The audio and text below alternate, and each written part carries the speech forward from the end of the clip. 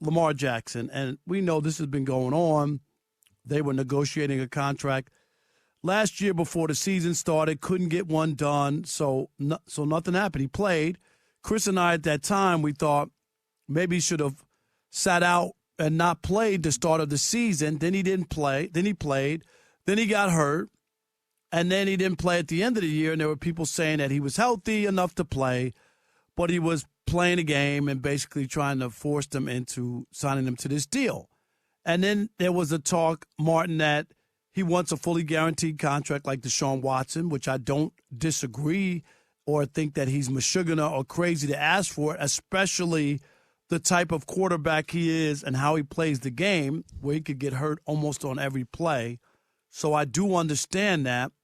But now we're here, and, of course, the Ravens are in the driver's seat because they can just slap the franchise tag on him if they want. And now you have teammates and whatnot coming to his defense and ripping the GM for this whole thing and where it is. So let me first say Rashad Bateman. He calls out the GM. The DeCosta, Ernie DeCosta is the GM now.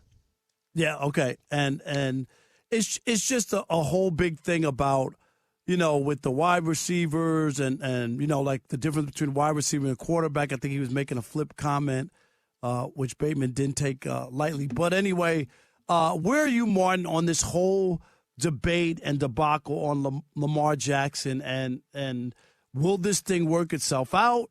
Or is he going to be traded somewhere because they just can't come to a deal? Or will they just slap the franchise tag, and then it's up to him whether he signs it or not?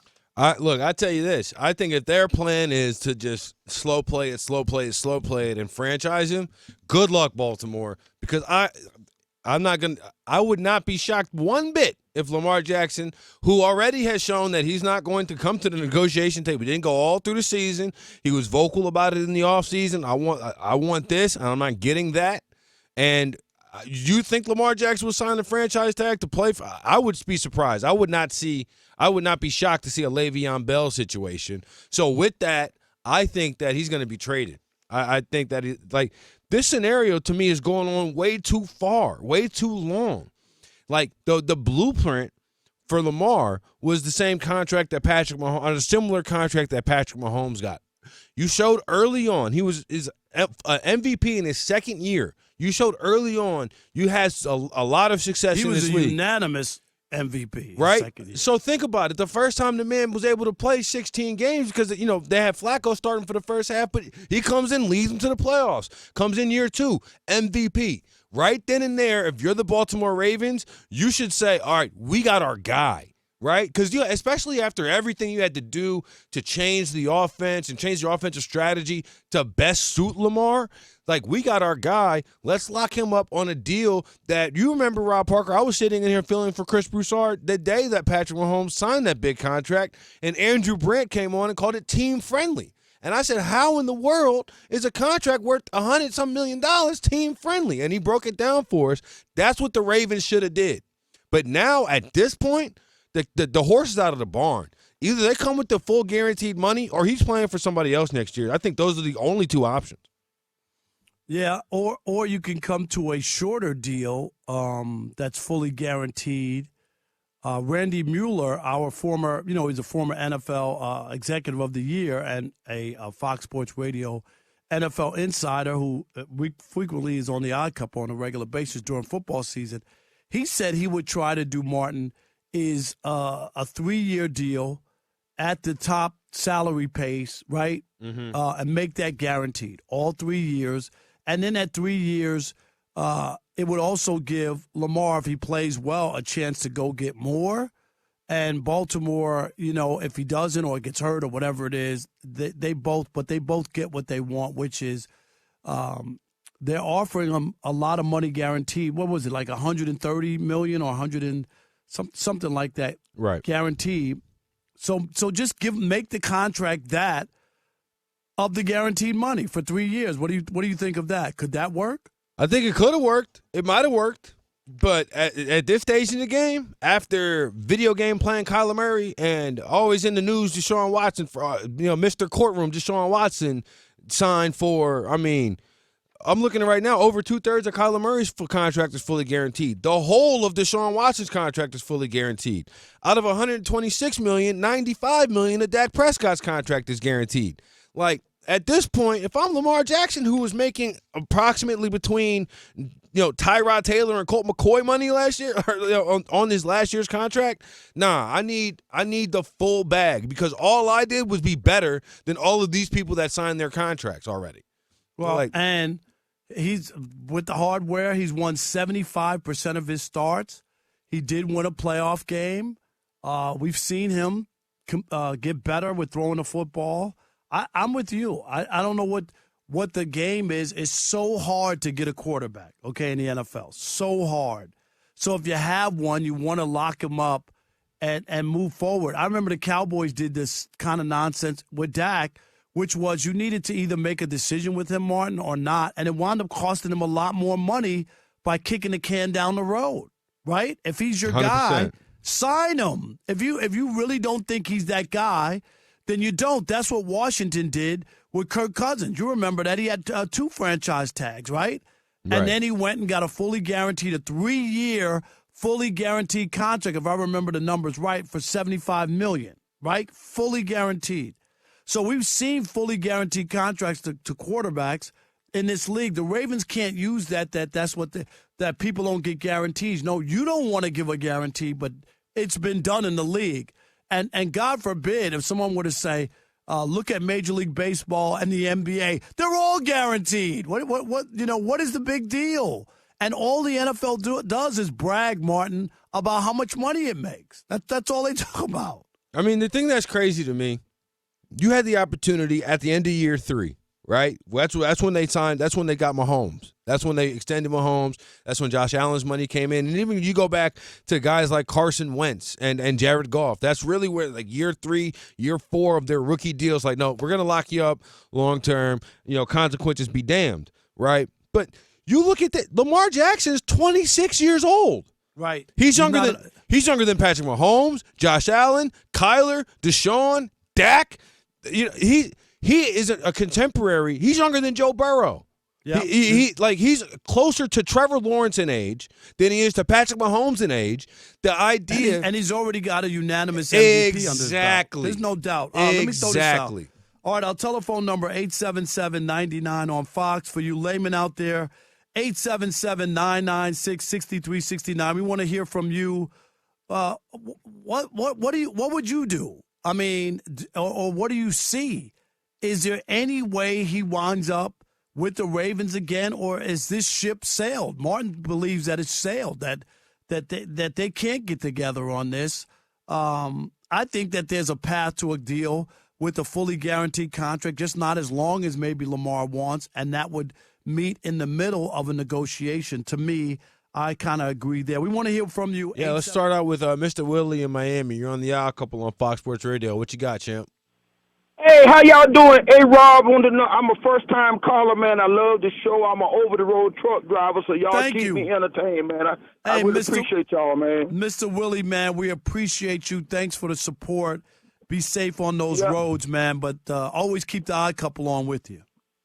Oh, always, man. I'm sitting here listening. I'm on my break now. I'm sitting here listening to you all. Now, my comment on Lamar, I love Lamar Jackson, but I wouldn't give him no $230 million. I would probably do 200 and then guarantee about maybe 160, 170, or either that I would franchise tag him. I would definitely try to find a way to work out a deal with him. But if not, then I would put him on the exclusive franchise tag and see what happens from there. But, yeah, that's all I have to say. But I said, love you guys. Y'all keep up the great work, man, and y'all got a lifetime listener. Appreciate y'all. Well, I appreciate that. Have a great Friday night on your break. Thank you for calling 877-99 on Fox. That was interesting that he, would give them up to 160 or 70, but not the whole shebang. And that's why I'm saying take the shorter years. Would you, Martin, be up for that? The 3 years for fully guaranteed, maybe? If you're asking me, sure, I would take it. But I'm saying this: I didn't win the NFL MVP in year 2 of my career, nor did I not turn the franchise around, but the Ravens prior to Flacco, prior to that Super Bowl or from that Super Bowl on, were not necessarily like a good franchise. But Absolutely, they have one though. I mean, yeah, like, but it's not. right. But the reason why they're competitive today is Lamar Jackson. Like There's he's no doubt. So There's no doubt that's about what that's my point. It wasn't like he came in and started playing for Kansas City and you know what I'm saying, or something like that. He came in for a team in Baltimore that wasn't, they were ready to move on from their quarterback for a reason, and they got a guy in year 2 that won the MVP. Seems silly not to lock him up long term. But let's see what Justin in Tacoma's got. You're on the Odd Couple Fox Sports Radio. What's up, man? Hey, what's going on, guys?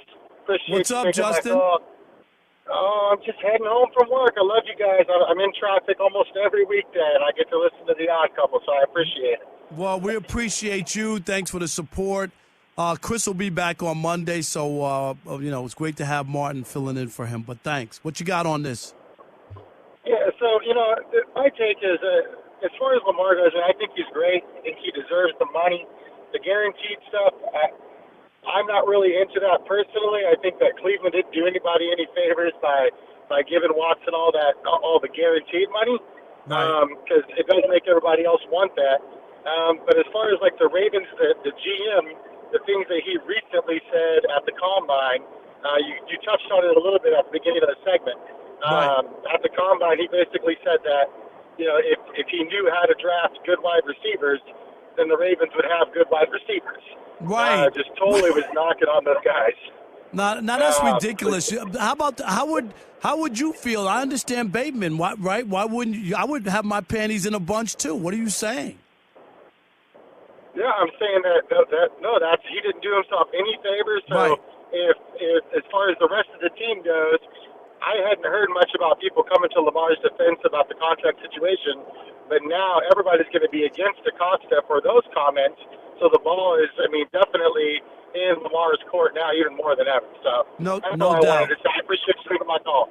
No doubt. Thank you. Appreciate it. 877-99 on Fox. It's interesting, Rob, because he brings up the general manager. I think about this all the time. We've talked about like the Ravens and the Steelers and the Patriots of the last 20 years, but of these teams that are consistently at the top of the rankings, top of the standings, competing, right, consistently. Ozzie Newsome's last draft pick was Lamar. His last first-round draft pick was Lamar Jackson. That was the last draft that he ran for the Ravens. You remember his first one, Jonathan Ogden and Ray Lewis in the first round, right? Yep. So you had a 20-year period of Ozzie Newsome being in the room. He's not in the room in the same way. And when we're sitting here wondering why a second-year MVP isn't locked up with a contract by now, I can't help but wonder what that exactly has to do. You know what I'm saying? If one of the better GMs that we've ever seen in this league kind of isn't there anymore, and then you see this contract dispute between a guy who really should be staying in Baltimore by my opinion, especially after everything they did for him. But let's see what Connor in Texas has to say. Connor, you're on the Odd Couple Fox Sports Radio. Yes, Carter. Carter. Chris, Rob, and I just want to say this is my first time calling, but all I wanted to say about that was that I think they should pay Lamar, because Lamar have been on the field as much as possible that he can be without injury before he get injured. Right. So he should get paid. I think he should get paid. And Carter, And I think he should get his whole contract, because there are other injuries on his team that hadn't been able to play, and so he's been giving them all he got. And the other part is, Carter, and we appreciate you being a first-time caller. Thanks for the support, listening to the show. But, Martin, the way he plays football, if you want this guy to give you his all, right, play it where you could utilize his athletic ability, which, of course, is running the football as well and making these plays with his legs, then you should guarantee him those years, and then he could play freely without worrying with about, reckless what abandon. I mean? He can play thinking, Right. I'm good. I'm good to go. I'm going to be taken care of. I'll do whatever I can to get those extra yards. I'm not going to run out of bounds short of the first down marker. Do you know what I mean? Or even, and I'm not saying he's sandbagged it at the end of this year by any stretch. Yeah, but I'm not sure either. But I'll say this. Let me make sure I'm doing everything possible to get back on the field as soon as possible, right? There's a different attitude between that and I'm going to be fully 100% healed, and we both know that, right? Now, I'm not saying that he dogged it. I'm not trying to put that aspersion on him. However, I have a tough time believing if he had 5 years locked up, full time, fully guaranteed, he might have found a way to be back out there, or at least the attitude and the sound of the whole thing would have been different.